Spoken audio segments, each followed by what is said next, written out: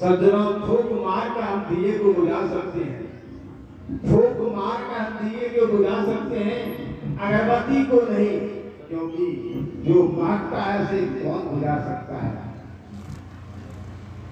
आंसू न होते, आंसू न होते तो आंखें इतनी खूबसूरत न होती, आंसू न होते आंखें इतनी खूबसूरत न होती, और न दर्द होता ये किस्मत खुशियां की थी। सज्जनों, पूरी करता रब यानी ईश्वर खुदा ये झूठ की अवस्था न पड़ती। आए हमारे बीच अभी संत सत्संग आश्रम करवाना कि युवा सन्यासी वर्तमान में अभी व्यवस्था के रूप में यही कर रहे हैं। आइए उनके मुकाबले से आज का जो विषय है बड़ा गंभीर विषय है, चर्चा करें। बोलिए प्रेम से श्री सद्गुरु महाराज की जय। बोलिए श्री सद्गुरु महाराज की जय। श्री सद्गुरु महाराज की जय। श्री सद्गुरु महाराज की जय। बुझाता सब ध्यान करने तो नहीं लग गए। अभी ध्यान की बात सुनना है, अभी करना नहीं, घर में करिएगा। यहाँ पे तो सुन लीजिए, सीख लीजिए, जान लीजिए। हम सोचे यहीं पर शुरू करके हम लोग ध्यान करने, यहाँ ध्यान की बात सुनना है। इसलिए हम लोग एक बार हम लोग यहाँ उपस्थित भी हुए, इसका अपने पता चले लोगों को। एक बार हम लोग प्रेम के साथ से जयकार करें, फिर थोड़ी सी चर्चा सुनेंगे। बोलिए श्री सद्गुरु महाराज की जय। ध्येयं सदा परिभवग्न मभीष्टदोहं तीर्थास्पद शिवविरञ्चिनुतं शरण्यं व्रेत्यातिहं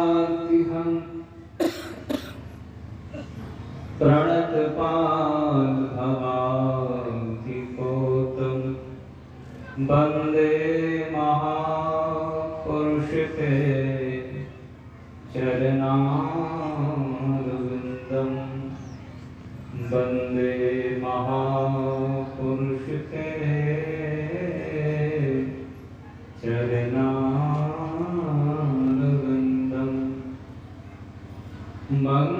मंगलमूर्ति सद्गुरु मिलवै सर्वाधार। मंगलमय मंगलकरं विनवो बारंबार। जगतवंद जगदाधार प्रातः स्मरणीय अनंत श्री विभूषित परमाराध्य के युगल पाद पद्मों में कोटि से नमन तथा अपने निवास में विराजमान पूज्य स्वामी विवेकानंद जी महाराज तथा मंच में मंचासीन साधु समाज हमारे पूज्य स्वामी विवेकानंद जी महाराज, हमारे पूज्य स्वामी शंभु बाबा तथा इस ज्ञान यज्ञ में उपस्थित तमाम गुरुजन, सत्संग प्रेमी महानुभाव, माताओं तथा बहनों, हमारे मन संसार के सबों को मेरे तरफ से यथायथ नमन। अभी हम लोग श्रवण कर रहे थे प्रातः कालीन सत्संग को ऋषि गोष्ठी भी कहा जाता है, और इसी गोष्ठी में ऋषियों की वाणी सुन रहे थे, उपनिषद की वाणी सुन रहे थे, वेद वाणी सुन रहे थे। जिस वेद की चर्चा हम लोग सुनते हैं उस वेद में कई उपनिषदों का समावेश हुआ है और कई उपनिषदों को मिलाकर वेद बना है। अभी हम लोग सुन रहे थे योग सीख उपनिषद, और हर उपनिषद का कोई न कोई श्रोता बना है और कोई न कोई वक्ता बना है। योग सिखोपनिषद में वक्ता कौन है, श्रोता कौन है? भगवान शंकर है वक्ता और भगवान ब्रह्मा है श्रोता। वक्ता श्रोता का परंपरा आज से नहीं है, जिज्ञासा समाधान का प्रारंभ आज से नहीं हुआ है। सृष्टि के सिरमौर लोगों से प्रारंभ हुआ है। ये ज्ञान का आदान प्रदान आज की बात नहीं है, कोई नई पीढ़ी की बात नहीं है, ये सृष्टि के प्रारंभ से है। और जहाँ भगवान शंकर जैसे वक्ता और भगवान ब्रह्मा जैसे श्रोता हो, वहाँ चर्चा क्या हुआ होगा, वहाँ विषय क्या रहा होगा, व्यक्ति पर विषय निर्भर करता है। भगवान शंकर योगी नहीं है, महायोगी है। देव नहीं है, महादेव है। चर्चा क्या करेंगे? क्या साग सब्जी की चर्चा करेंगे? क्या आलू प्याज की चर्चा करेंगे? क्या पेट्रोल डीजल की चर्चा करेंगे? भगवान शंकर के पास ब्रह्मा जी गए हैं यही समाधान लेकर कि संसार में बहुत तरह की चर्चाएं हैं। योग की कोई प्रधानता बताता है, कोई ध्यान की ज्ञान की बताता है। आपका क्या मत है? क्या ये योग आज से प्रचलित हुआ है? गीता के प्रथम चतुर्थ अध्याय के प्रथम श्लोक में पढ़ेंगे आप, भगवान कृष्ण ने अर्जुन से कहा कि अर्जुन जो योग में आज तुझे बता रहा हूँ, ये योग आज से शुरू नहीं हुआ है। मैंने सबसे इस ज्ञान को सबसे पहले सूर्य को दिया था। अर्जुन ने पूछा, आप अभी जन्मे हैं और आपने सूर्य को कब दे दिया?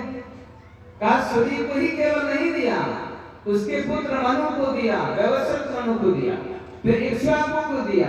इस तरह से ज्ञान की परंपरा काफी युगों से चल रही है, लेकिन बीच में कालांतर में लुप्त हो गया। आज मैं तुम्हें दे रहा हूं। ये ज्ञान का प्रारंभ आज से नहीं हुआ है, बहुत प्राचीन काल से है। और वही चर्चा की हम लोग सुन रहे थे। देखिए आप लोग सुने होंगे, कीर्तन में, रास में आप लोगों ने सुना है। एक दिन भगवान श्री कृष्ण ने गोपियों के लिए बांसुरी बजाई और गोपियों से कहा कि आना, रास होगा। सभी गोपियां गए। भगवान ने गोपियों से पूछा कि तुम लोगों को ध्यान करना आता है? देखिए बहुत लोग बोलते हैं भगवान ने रास किया है। ये रास कोई सांसारिक रास नहीं है। गोपियां कौन थी? क्या केवल एक महिला, एक औरत थी? नहीं, सभी ऋषियां थी। वो लोग सभी ऋषि थे, शास्त्र में ऐसा वर्णन है। भगवान कृष्ण से वृंदावन के वन में बुलाया है, पूछा कि योग करना जानती हो? गोपियां बोली जानते। क्या बताओ तो कैसे करती हो? कहा कि आप बताइए कैसे आप देखना चाहते हैं? कहा कि हमारे आदेश से योग करना होगा। और भगवान ने कहा तुम नृत्य करो, हम देखेंगे। गोपियां बोली नृत्य करना हमें खूब आता है। कहा करो, लेकिन शर्त है मेरा, सुन लो पहले। इसी शर्त पर तुम्हें नाचना है। भगवान ने कहा कि कैसे नाचना होगा? भगवान ने कहा गोपियों से, बोले धनुओं के माझे धनी, बोले नाचो तो देखी। बोले धनुओं के माझे धनी, बोले नाचो तो देखी। समझ रहे आप लोग? धनु माने समझते हैं? धनु माने ऐसे धनुष होता है। तो वहां गोपियों से भगवान ने कहा नाचो, लेकिन ऐसा नाचो, स्थान बताया है कहाँ नाचना, कितने देर में नाचना, कितने जगह पर नाचना है, ये भी कहा। क्या केवल भगवान कृष्ण ने कहा है? नहीं, भगवान शंकर ने भी कहा है। आप लोग शिव संहिता में पढ़े हैं, भगवान ने कहा कि कहाँ ध्यान करना। तो कहा कि शिरे कपाले रुद्राक्षम विवरम चिंतित यदा, यहीं पर ध्यान करना है। स्थान कितना बताया है? सिरे। ये संपूर्ण माथा को सिर बोलते हैं और ये सामने वाले भाग को कपाल बोलते हैं, जिसको हम लोग कपाल भी बोलते हैं अपनी भाषा में। संस्कृत में इसको कपाल कहा है, बंगला में कपाल बोलते हैं। तो ये पूरा सिर, तो सिर के आगे वाले भाग को कपाल कहा गया है। और इस कपाल में भी स्थान कहाँ है? रुद्राक्षम, रुद्र का अर्थ है शंकर, अक्ष का अर्थ है आंख। इस शंकर का आंख क्या है? क्या भगवान शंकर के ही पास वो आंख और किसी के पास नहीं है क्या? ये सबों के पास है। ये रुद्राक्ष सबके पास है। और इस रुद्राक्ष में भी स्थान बताए, विवरम चिंतित यदा। विवर का अर्थ है छेद, जिसको बिंदु हम कहते हैं, उसी में ध्यान करना है। यही चर्चा भगवान कृष्ण ने गोपियों से कहा कि गोपी नाचो, लेकिन ऐसा नाचना है धनु अंग के माझे ध्वनि, है ना। धनुष आप लोग देखें, धनुष आप लोग घर में है क्या? धनुष के बीच का जो मध्य भाग है वहां चिन्ह देते हैं लोग। जब बाण चलाना होता है तो उसी मध्य भाग से चलाते हैं। मध्य भाग से चलाएंगे तो बाण सीधा जाएगा, टेढ़ा मेढ़ा होगा तो ऐसा नहीं चलेगा। भगवान ने कहा इसी बीच में नाचना है। देखिए पूरे संपूर्ण धनुष की चर्चा नहीं, उस धनुष का जो मध्य भाग है, ये संपूर्ण कपाल का बात चर्चा नहीं है। तो इस कपाल में जो मध्य भाग है, वीवर, जिसको छेद है, जहाँ बिंदु है, जहाँ उसी पर भगवान कृष्ण ने कहा कि यहीं पर तो ध्यान करना है। और गोपियों से कहा कि देखो और भी नाचने का कला है। कहा कि नाचना है, लेकिन नानोड़ी बे गोंडोंड। अब समझ रहे हैं? बोला नाचना तो ऐसे है, नाचो तो देखिए, नानोड़ी बे गोंडोंड, नानोड़ी बे केस, नानोड़ी बे नाचे केसर। अब क्या ऐसा कोई नाचना होता है? हम नाचेंगे तो कुछ हमारा शरीर हिलेगा कि नहीं? हमारा हाथ पर हिलेगा कि नहीं? कहिए ये हिलने वाला नाचना नहीं है। ये कौन सा नाच है? यही योगियों का नाच है। इसलिए ये चर्चा हम लोग सुन रहे हैं, ये कोई साधारण चर्चा नहीं है, कोई मनोरंजन की बात नहीं है। यहाँ पर उपनिषद है और योग सीख उपनिषद है। वार्ताकार कौन कौन है? भगवान ब्रह्मा है और भगवान शंकर है। क्या भगवान शंकर केवल भांग पीने वाले हैं क्या? गांजा पीने वाले हैं? बहुत लोग बोलते हैं भगवान शंकर गांजा पीते, हम पी लिए तो क्या हुआ? ये बात तो लोग बड़ी बोल देते हैं। लेकिन भगवान शंकर साथ एक आप बिछा भी रखिए तो वो तो जहर भी पिए थे, आप वो थायराइड भी खा लीजिए, क्या दिक्कत है? जब भगवान शंकर का ही नकल करना है तो क्या ये केवल गांजा में ही नकल करना है? उन्होंने हिमालय में बैठ कर 87,000 वर्ष तक तप किया था। आप कम से कम रोज 27 मिनट भी तो करिए। वो जीवन भर सृष्टि से प्रारंभ के अंतर बिना कपड़ा का पहनते, आप ये टोपी, सूट, स्वेटर, जैकेट का पहनते। क्या एक ही चीज का नकल करना? गांजा पीने वाला, किसी शास्त्रों में लिखा है कि भगवान शंकर गांजा पीते थे, आपने देखा पीते हुए? क्या आपके साथ में बैठ के पीता है क्या? लोग बोलते हैं गांजा पीते हैं वो, तो हम पीजिए क्या हुआ? क्या आपके साथ में बैठ कर पिया है क्या कभी? आपने देखा है गांजा पीते उसे? आप गांजा पीते देख लिए, आप तप करते हुए नहीं देखे, आप विष पीते हुए आपने नहीं देखा, गले में सांप रखते हुए नहीं देखा आपने। ये गांजा पीने वाले को देख लिया, पता नहीं तो कहाँ मुलाकात हुई, उसे नहीं पता। लेकिन उन्होंने योग की बात कहा, ये बात नहीं पता उसे। ध्यान के लिए कहा, ये सब नहीं कहा है। सत्संग के लिए चर्चा किया, इसकी चर्चा नहीं लोग सुनाते। क्या रामचरितमानस में वर्णन नहीं है? एक बार त्रेता युवानी शंभु गए को मदे सिपाही, संग सती जगदम्बी भवानी पूजे ऋषि अखिलेश्वर मानी। क्या ये चर्चा आप लोगों ने नहीं सुना है कभी? ये गांजा वाली चर्चा आप लोगों ने सुना है क्या? रामचरितमानस में कहीं गांजा का चर्चा तो नहीं है। शिव संगीता में कहीं चर्चा नहीं है। जो उपनिषद में हम लोग सुन रहे योग सी उपनिषद, इसमें भी कहीं गांजा की चर्चा तो नहीं है। क्या ध्यान करने वाले गांजा पी सकते हैं? जो ध्यान करता है, जो योगी है, जिसको अखंड समाधि लग सकता है, क्या वो नशा का सेवन कर सकता है? क्या हम लोगों के गुरुओं ने कहीं कहा है नशा का जिक्र? कहा है? हम लोग को तो त्याग करने के लिए कहा है। जब एक संत का आदेश दे दे तो क्या भगवंत नशा का सेवन करेंगे या करते होंगे वो?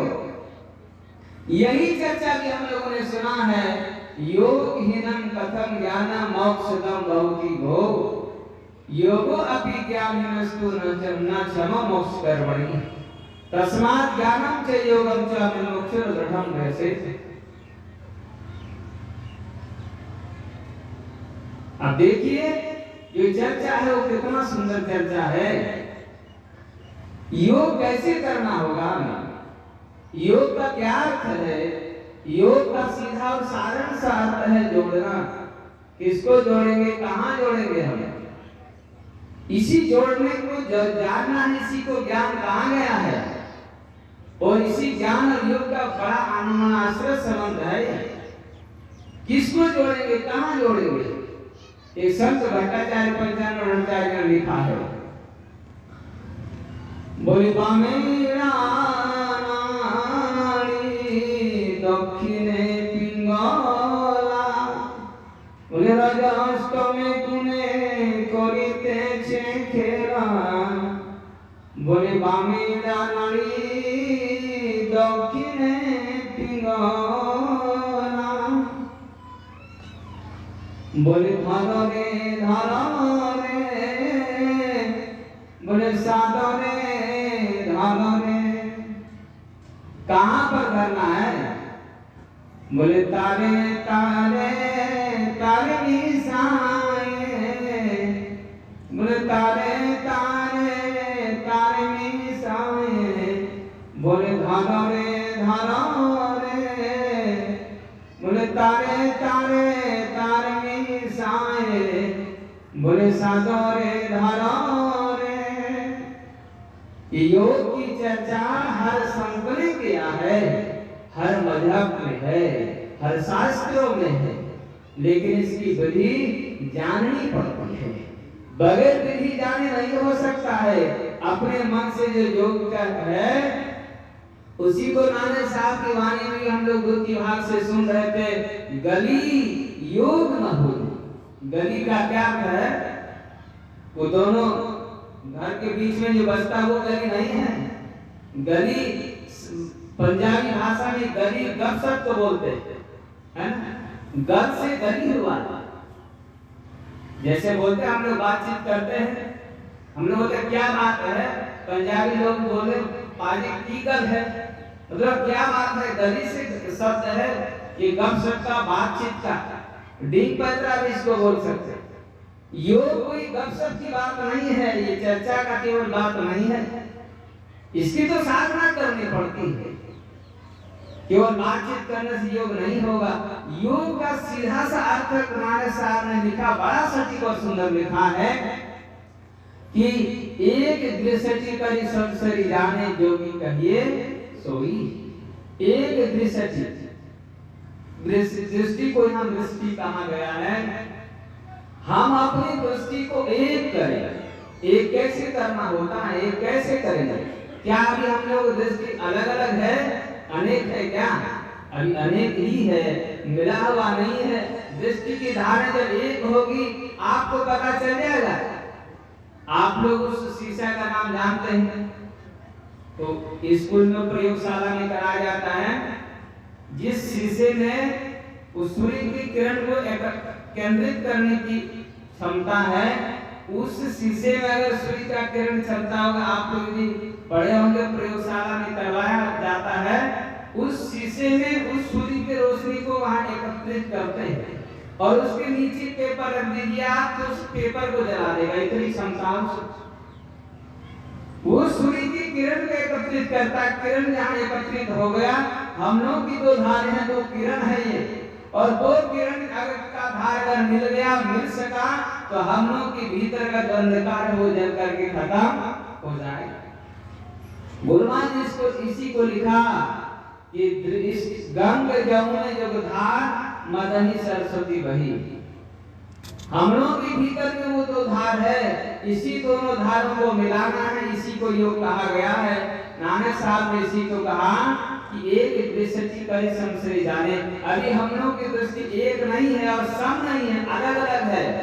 एक जिस दिन होगा, क्या होगा? गुरु महाराज ने राम लिखा पदावली में, कम फटे ज्योति भरे आकाश का तू सर कर, दृष्टि की धार जिस दिन एक हो जाए, जिस दिन एक कर लेंगे उस दिन कम पड़ जाएगा। अभी हम आंख बंद करके देखते हैं, अभी आंख बंद करते अंधकार दिखता है, इसका सीधा सा अपना के दृष्टि की धार एक नहीं हुई। एक जिस दिन हो जाए उस दिन ये अंधकार नाश हो जाएगा, नष्ट हो जाएगा। ये अंधकार है, इसका मतलब भी वो दृष्टि की धार एक नहीं होगी। हम लोग के घर में बल्ब है, हम लोग जलाते हैं, बहुत सारा किसी घर देखते हैं बिना स्विच का जलाता है, खाली तार है होल्डर में घुसा दिया, है ना? तो दोनों तार जब तक नहीं घुसेंगे बल्ब नहीं जल सकता, पंखा नहीं जल सकता। ये दोनों धार है, उसमें एक ठंडा है एक गर्म है, ये दोनों ठंडा गर्म है। हमारा भी जो धार है, जो तार है, एक शीतल है एक उष्ण है, एक शीतल है एक शीत है एक उष्ण है, यही ठंडा गर्म है। इसी को कहा तारे तारे तार मिसाए। ये दोनों तारों का निशाना करके मिलाना, जब दोनों तारों को हम जब तक मिलाएंगे नहीं, ये भीतर का अंधकार फट नहीं सकता, दूर नहीं हो सकता है। इसी को, इस क्रिया को जो करता है, जो करने जानता है, जो कर रहा है, उसको हम योगी कह सकते हैं, वही योगी है। इसलिए भगवान शंकर ने ब्रह्मा जी से कहा, ब्रह्मा जी ने भगवान शंकर से पूछा है कि प्रभु आपका क्या मत है, आप इस संबंध में क्या बताना चाहते हैं, क्या आपकी राय है, आपसे जानना चाहते हैं। भगवान शंकर ने कहा कि ब्रह्मा जी देखिए, ज्ञान और योग ये दोनों की आवश्यकता है। कहा कैसे? अब देखते हम लोग पंछी जब उड़ता है तो उनके लिए पैर और पंख दोनों की जरूरत है। देखिए उड़ता पंख से जरूर है, लेकिन अगर पैर नहीं हो तो नहीं उड़ सकता। पैर क्या करता है? उसको बल भरने का काम करता, बल भरता उससे वो बैलेंस बनाता अपना पैर से, और जब बैलेंस उसका बनता था वो जमीन से, आप लोग देखें हवाई जहाज उड़ते हुए, कभी हवाई जहाज पहले जमीन में लैंडिंग करता है, कुछ दूर जमीन नहीं चलता है, और कुछ दूर के बाद जमीन छोड़ता है, और तब वो हवा से बात करता है। पंछी भी ठीक इसी प्रकार से पहले जमीन में वो पैर धरता है, जमता है, उसके बाद ही उड़ना शुरू करता है। पंछी ऐसे नहीं उड़ सकता। अगर देखिए जिस पंछी का पैर नहीं है, पंछी नहीं उड़ सकेगा, उसको दोनों की जरूरत है। जीवन इस दोनों से चल रहा है। देखिए एक चर्चा आप लोग सुने होंगे, पढ़े होंगे। एक गांव में आग लगी, उस आग से बचने के लिए गांव के सभी लोग भाग गए, लेकिन दो लोग भाग नहीं सके। उसमें एक अंधा था और एक लंगड़ा था। उन दोनों ने कहा भाई अब तो हम लोग इस आग में जलकर मर ही जाएंगे। कहा कि हाँ अब तो कोई उपाय नहीं है, भागने वाले सब भाग गए, हम लोग को छोड़ दी। अंधे ने कहा उपाय है यदि करें तो। कहा क्या उपाय? कहा कि एक काम ये हो सकता है कि हमारे पास पैर नहीं है। अंधे ने कहा कि हमारे पास पैर तो नहीं है, लेकिन हम चल सकते हैं, है ना? अंधे ने कहा कि हमारे पास आंख नहीं है, पैर हम चल सकते हैं। और लंगड़े से कहा आपके पास पैर नहीं है, आंख है, आप देख सकते हैं। दोनों का संबंध हो जाए, दोनों का योग हो जाए, तो इस आग से हम निकल सकते हैं। और अंधे ने कहा कि देखो एक काम करो, तुम हमारे कंधे पर बैठो और हमें तुम रास्ता बताना, और हम इस आग से धीरे धीरे निकल जाएंगे। उसी युक्ति से दोनों अलग अलग थे, दोनों ने योग किया। अंधे ने और लंगड़े ने योग किया, और अंधे के कंधे पर लंगड़ा बैठा, लंगड़े ने रास्ता बताया और धीरे धीरे आग से निकल गया। संतों ने कहा ठीक उसी प्रकार यह जग कोठी काट की चहुदिसी लागे आग। ये संसार है क्या? केवल गांव में आग लगा था, इस संसार में आग नहीं दिख रहा क्या? है ना? गुरु महाराज की वाणी सुनते 60 विकार की हर घड़ी उठत होत न अंत। यहाँ तो सर्वकार की आग लगी हुई है, उठ रहा आदम सदैव, और इस आग में जीव आग से नहीं जलता। इस आग से जलने में, इस आग से जलते हुए जीवों को लाखों करोड़ों वर्ष हो गए, और लेकिन अभी तक इस आग से निकलने का युक्ति लोग जो नहीं जान रहे वो जल ही रहे। इसी आग से निकलने की इस योग और साधना की, इस योग और ज्ञान की आवश्यकता है, जो अभी उपनिषदों में हम लोगों ने सुना है। इसलिए भगवान शंकर ने ब्रह्मा से कहा कि ब्रह्मा जी, ये दोनों की उसी तरह आवश्यकता है जैसे किसी अंधे और लंगड़े की एक को आंख की आवश्यकता है और एक को पैर की आवश्यकता है, ज्ञान की आवश्यकता है। इसीलिए ये योग और ज्ञान दोनों चाहिए। कौन किसको चाहिए? तो कहा मुमुक्ष को चाहिए। मुमुक्ष का अर्थ है जो मोक्ष की इच्छा रखता है। संसार में जितने लोग हैं, क्या सभी मोक्ष की इच्छा रखते हैं? सभी को मोक्ष चाहिए क्या? एक संत हुए रामकृष्ण परमहंस, वो एक दिन अपने शिष्य विवेकानंद से कहा कि विवेकानंद चलो आज नदी किनारे घूमने चलते। कहा कि क्यों गुरुदेव? कहा चलो ऐसे। ले गए और नदी किनारे कहा है खड़ा हो गए। बोला यहाँ खड़ा होकर क्या करना है? कैसे मछुआरे को देखो जो मछली मारता। कहा कि देखने तो रोजी करता है ऐसे, ये नई बात थोड़ी है। कहा नहीं, इसके जाल को देखो। का जाल देखे तो ये तो रस्सी का प्लास्टिक का है। कहा नहीं, उसमें इस मछली को देखो। कहा मछली को क्या देखना है गुरुदेव? कहा देखो कुछ मछलियां ऐसी है जो जाल में निशिष्ट पड़ी है, सुप्त पड़ा हुआ है, लेकिन कुछ मछलियां प्रयास कर रही है और कुछ मछलियां प्रयास करके उस जाल से निकल भी रही है। तो कुछ ऐसे भी